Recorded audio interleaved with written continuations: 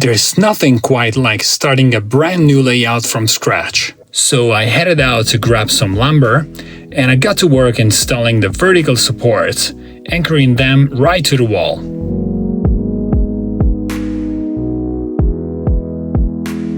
Next, I put together the basic subroadbed structure, using some sturdy metal shelf supports to hold it all up.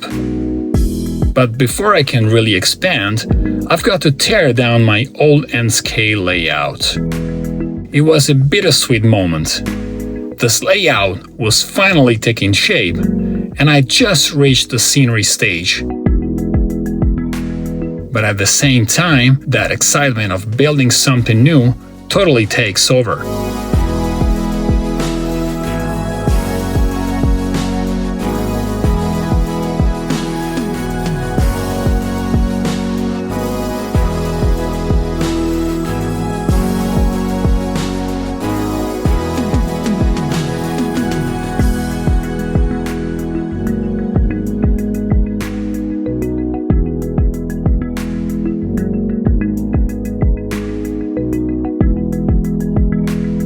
So I started expanding the benchwork around the 3 walls I had to work with.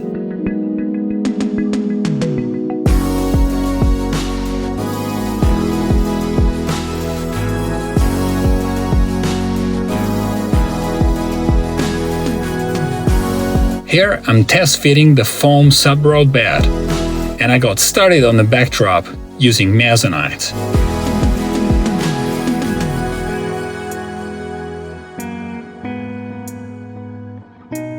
This spot is going to feature a bridge, so I planned for that from the start and built a little dip into the benchwork.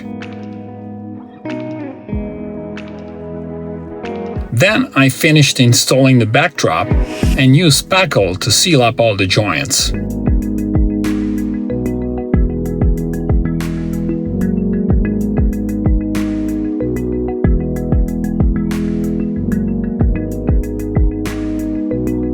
Once that dried, I sanded the seams smooth and painted the whole thing a nice light blue sky color. For lighting, I went with the same COB LED strips I used on my last N-scale layout. I mounted the aluminum channels on wooden doors wedges, so the strips sit at an angle.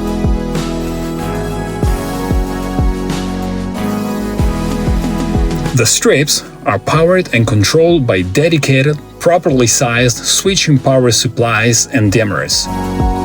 I tucked all that gear up above the layout ceiling to keep it out of sight. I ran 3 parallel strips, 2700K warm white, 4000K cool white, and the blue one for night effects. I'm a big believer in valances. They frame the layout nicely and keep all the light focused right where you want it. For the wiring, I used Vega connectors for the DCC bus, plus an auxiliary 12 volts DC line for the tortoise switch machines and the lights.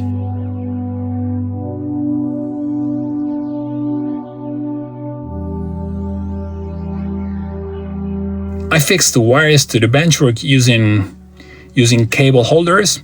Honestly, I'm not sure what these are called in English, so drop the right word in the comments and I'll start using it. With all the buses done, I laid out a 1:1 scale track plan on the benchwork to test fit everything and get a first real feel for how the layout's gonna look.